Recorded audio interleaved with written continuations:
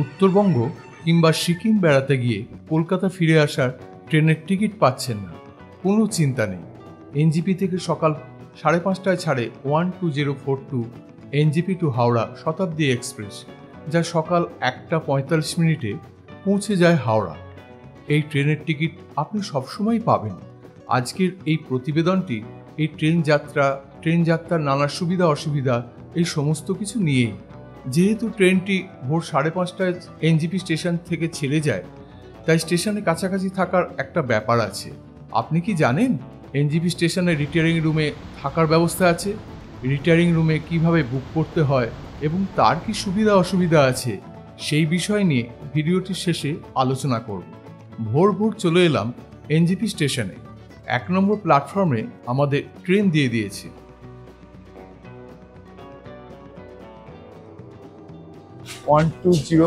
শতাব্দী express ছাড়বে 5:30টায়, আর 1:45 দুপুর 1:45 এটা হাওড়া পৌঁছবে। মাঝখানে 6টা স্টেশনে এটা থামবে। আমরা এনজিপি স্টেশনে চলে এসেছি। আমাদের C1 কম্পার্টমেন্ট, এই C1 কম্পার্টমেন্টের কাছেই যাচ্ছি। আবার একটা নতুন জার্নি। আজকে আমরা যাব 12042 শতাব্দী এক্সপ্রেসে করে এনজিপি থেকে হাওড়া। 566 কিলোমিটার এই জার্নি। যাত্রাপথে 6টা মাঝখানে স্টেশন আছে। আর এই ট্রেনটাতে প্রথমেই যে কামরাটা যার সামনে আমি দাঁড়িয়ে আছি, এটা হচ্ছে একটা ভিস্টাডোম কামরা। এছাড়া 9টা এসি চেয়ার কার আছে আর 2টো এক্সিকিউটিভ চেয়ার কার আছে। এবার ট্রেনটা চলার সময় আমি এই ট্রেনের সুবিধে অসুবিধে, যাত্রাপথের সমস্ত কিছু দেখাবো।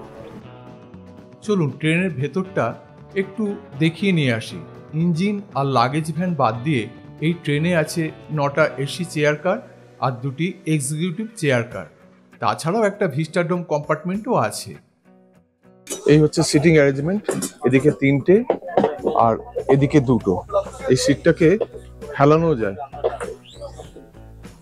এই যে একটা তলায় একটা লিভার আছে, এই লিভার দিয়ে হেলানো যায়, আবার দরকার মতো তুলে নেওয়া যায়। আর এই হচ্ছে লাগেজ রাখার স্পেস। আর এখানে সুইচ আছে আলোর, আর এখানে মোবাইল চার্জিং এর পয়েন্ট আছে। আর এই কার্টেন আছে, কার্টেনটা দরকার মতো খোলা যায়, বন্ধ করা যায়। এই কার্টেনটা, এই হচ্ছে পা রাখার জায়গা। লেগ স্পেসটা যথেষ্টই আছে। আর এইখানে কাগজ টাগজ কিছু রাখা যায় কিংবা কোনো কিছু ওয়েস্ট রাখা যায়। এখানে একটা হচ্ছে জল রাখার জায়গা। আর এইটা খাবার দিলে এই নামিয়ে দেওয়া যায়।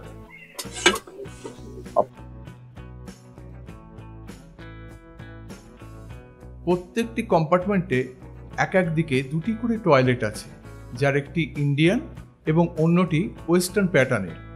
এটি হচ্ছে ইন্ডিয়ান প্যাটার্নের টয়লেট আর এটি হচ্ছে ওয়েস্টার্ন প্যাটার্নের। বাথরুম মোটামুটি ভালোই পরিষ্কার।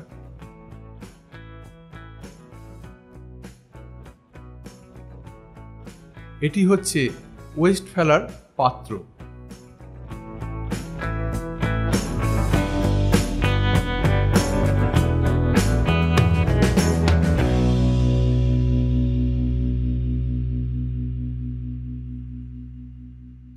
বলতে বলতে ঠিক ভোর 5:30টাতেই আমাদের ট্রেন ছেড়ে দিল।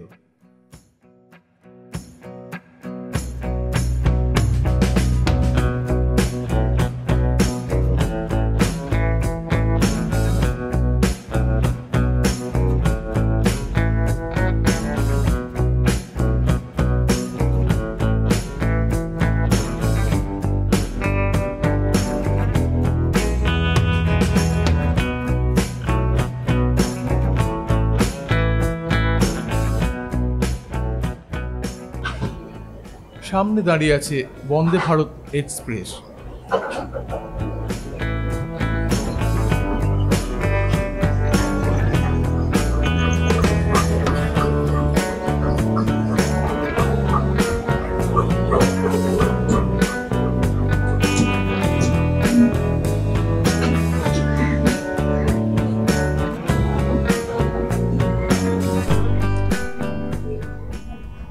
109, 110, 100 ট্রেন ভালো স্পিডেই যাচ্ছে।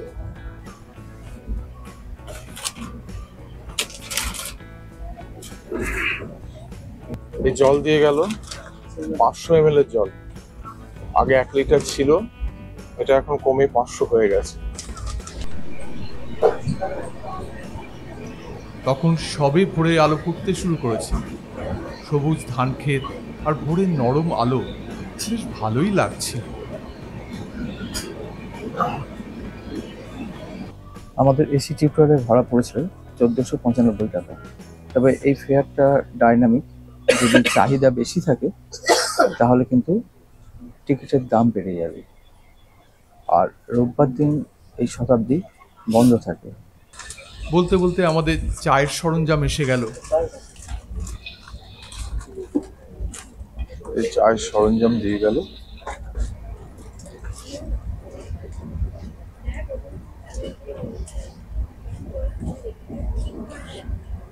চায়ের সরঞ্জাম দিয়ে গেল। এই রিফাইন্ড সুগার রয়েছে,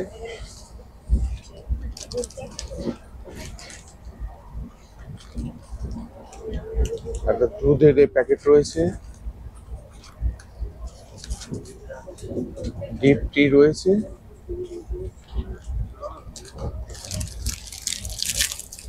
আর দুটো ডাইজেস্টিভ বিস্কুট।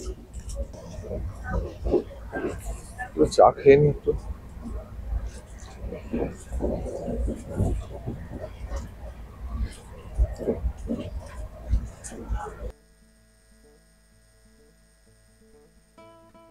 পেরিয়ে গেলাম কুখ্যাত গাইসল স্টেশন।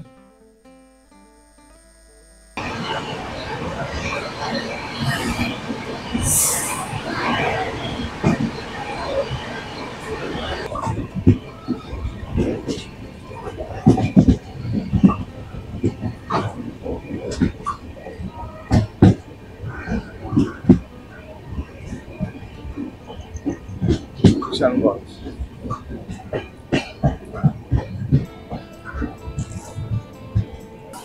আমরা চলে এসেছি এই ট্রেনের প্রথম স্টেশন কিষানগঞ্জ। 6:28 থেকে 32-এর মধ্যে এখানে ঢোকা কথা, অলরেডি 7টা বাজে, প্রায় আধ ঘন্টা লেট। এটা বিহারের কাটিহার ডিভিশনের মধ্যে পড়ে। এখানে 2 মিনিট স্টপেজ, ছেড়ে দিল কিষানগঞ্জ স্টেশন। এনজিপি থেকে কিষানগঞ্জের দূরত্ব 87 কিলোমিটার।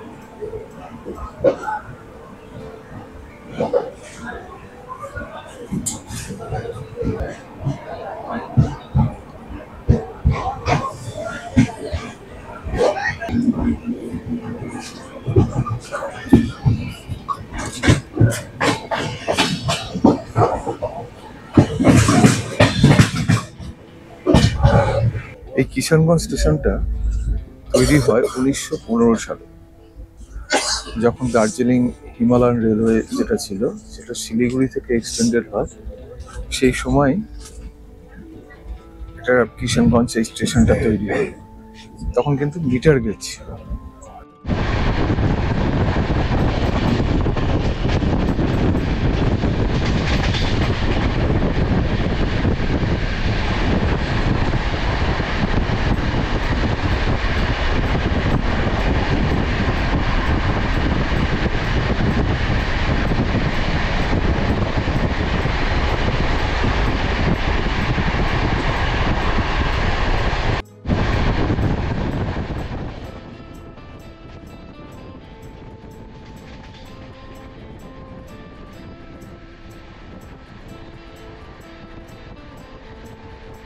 এখন আমরা ঢুকছি বারসই স্টেশনে। এটি এই ট্রেনের দ্বিতীয় স্টপেজ। কিষানগঞ্জ থেকে যার দূরত্ব 57 কিলোমিটার। ছেড়ে দিল বারসই স্টেশন।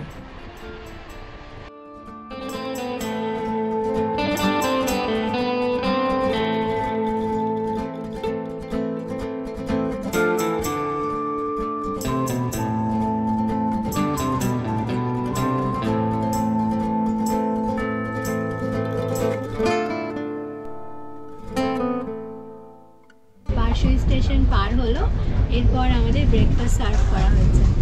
আমাদের সকালে ব্রেকফাস্টে আছে ব্রেড, বাটার, অমলেট আর সঙ্গে চায়ের কিট দিয়েছে। আর দেখতে পাচ্ছ একটা সুন্দর ম্যাঙ্গো জুস আছে। খাবারের টেস্ট ভালো। পেরিয়ে গেলাম মহানন্দা নদীর ব্রিজ।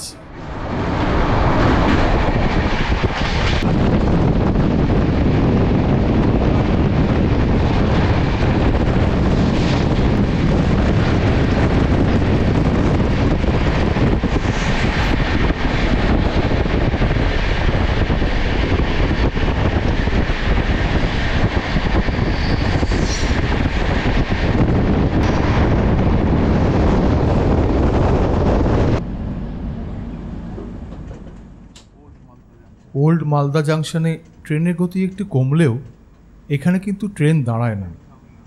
এই ট্রেনে খাওয়া দাওয়ার ব্যাপারটা কিন্তু দারুণ। টিকিট কাটার সময় ভেজ নন ভেজের অপশান থাকে, খাবার জন্য কিন্তু এক্সট্রা পে করতে হয়। আপনি ইচ্ছে করলে খাবারের অপশান নাও নিতে পারেন। এই অপশানটা কেবলমাত্র টিকিট কাটার সময়ই পাবেন।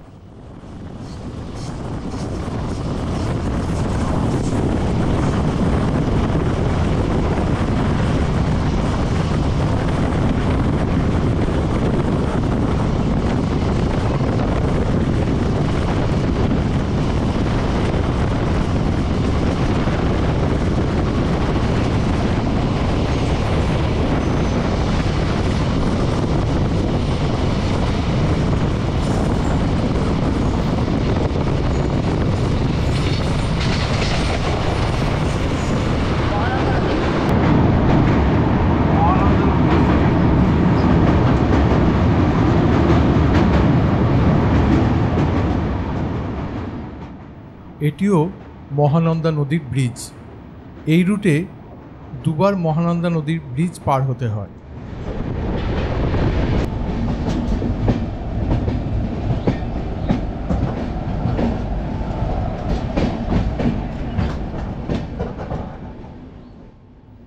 এসে পৌঁছলাম আমাদের এই ট্রেনের তৃতীয় স্টপেজ মালদা টাউনে।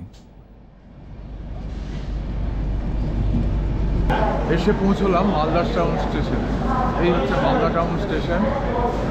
মালদা টাউন, মালদা হচ্ছে আমের জন্য বিখ্যাত। এই হচ্ছে সেই মালদা টাউন। এখানে 7টা প্ল্যাটফর্ম আছে। এটা আমাদের চলার পথে 3টে, এটা 3rd স্টেশন। ছেড়ে যাচ্ছে মালদা টাউন। গাড়ি এখন মিনিট 15 রেটে চলছে।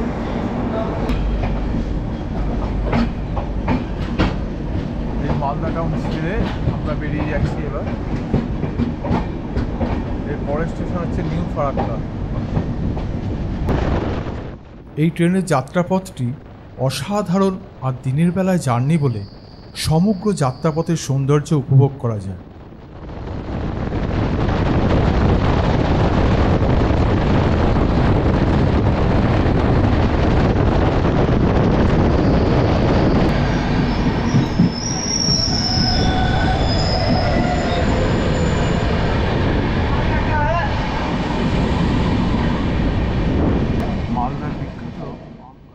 মালদার বিখ্যাত আম বাগান।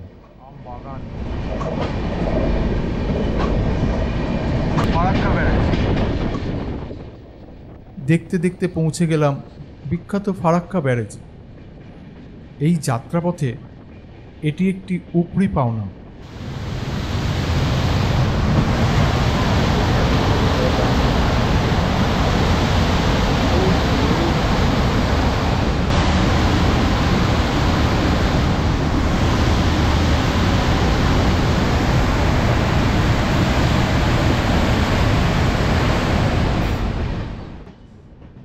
এটি হচ্ছে ফিডার ক্যানেল।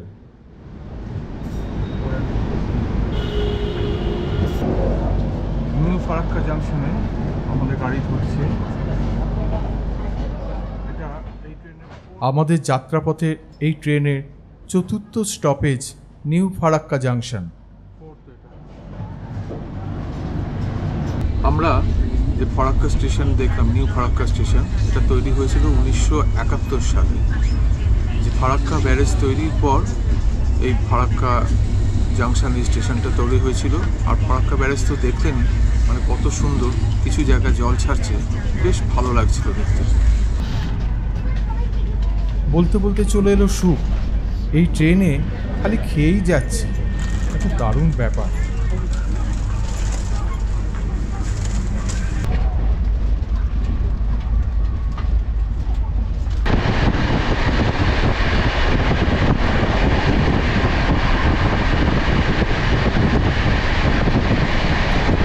কেমন লাগছে এটা? শতাব্দী এমনিতে তো ভালো, হ্যাঁ, অনেক পুরনো ট্রেন।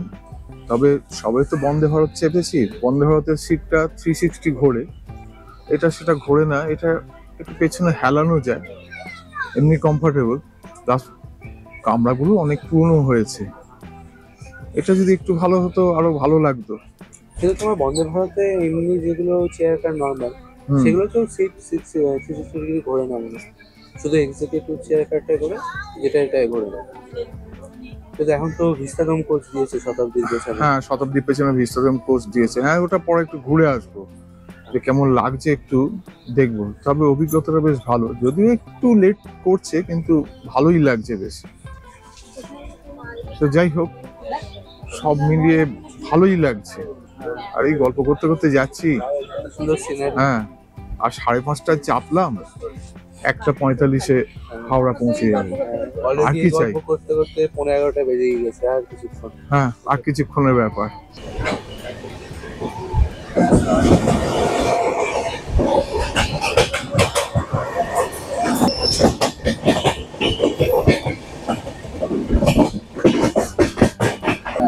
আমি নেমে যাবো, তোমাদের আগেই নিতে হবে। পৌঁছে গেলাম আমাদের ট্রেনের পঞ্চম স্টপেজ বোলপুর শান্তিনিকেতনে। এখান থেকে খাবার উঠবে।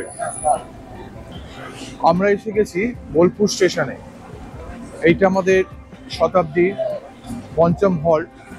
11:17 আসার কথা ছিল, এখন অলরেডি 11:45, প্রায় 25 মিনিটের ওপর লেট।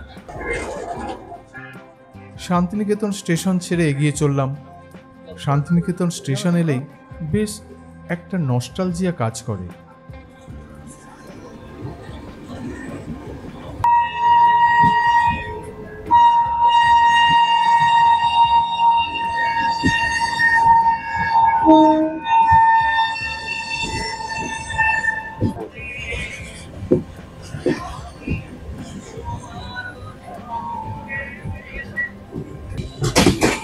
আমাদের এই যাত্রার শেষ স্টপেজ, যেটা মানে ইন্টারমিডিয়েট স্টপেজ বর্ধমান, 6 নম্বর স্টপেজে বর্ধমান আমরা ঢুকছি, বর্ধমান জংশন।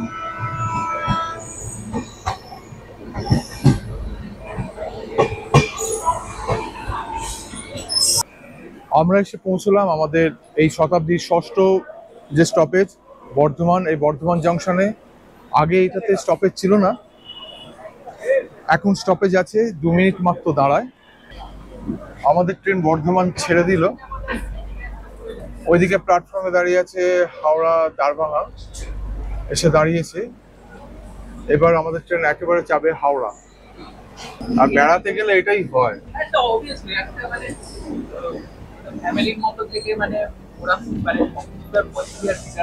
না, বর্ধমান স্টেশন ছাড়ার সঙ্গে সঙ্গে আমাদের লাঞ্চ এসে গেছে। এখন লাঞ্চে কি দিয়েছে দেখি, কি আছে। ভাত আছে, একটা দই তো আছেই, ডাল আছে, আর একটা পনিরের তরকারি আছে, পরোটা আছে, আর পিকলস আছে। আর এটা কি আছে দেখি, আলু ভাজা আছে। একটু খেয়ে দেখি কেমন।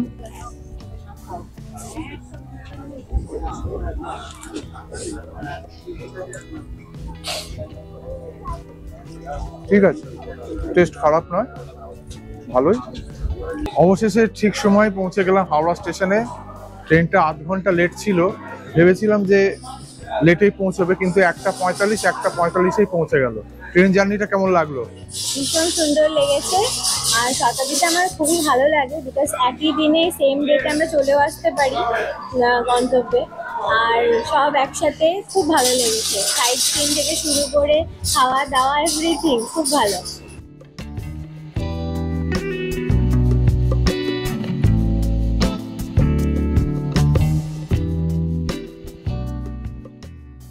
এনজেপি স্টেশনে 1 নম্বর প্ল্যাটফর্মে এই সিঁড়ি দিয়ে উঠেই দোতলায় এবং 3 তলায় আছে এসি রিটায়ারিং রুম, যা অনলাইনে টিকিটের পিএনআর নাম্বার দিয়ে বুক করতে হয়।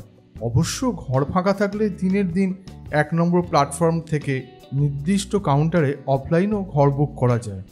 এটি হচ্ছে AC double bedroom with attach bath, যার 12 ঘন্টার জন্য ভাড়া পড়ে 1000 টাকা।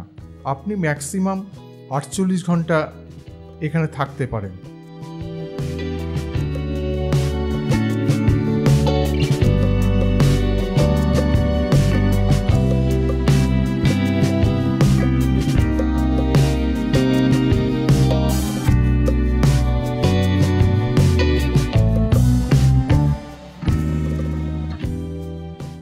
এটি হচ্ছে এসি ডরমেটরি, যার ভাড়া 12 ঘন্টার জন্য 500 টাকা পার হেড। Toilet common.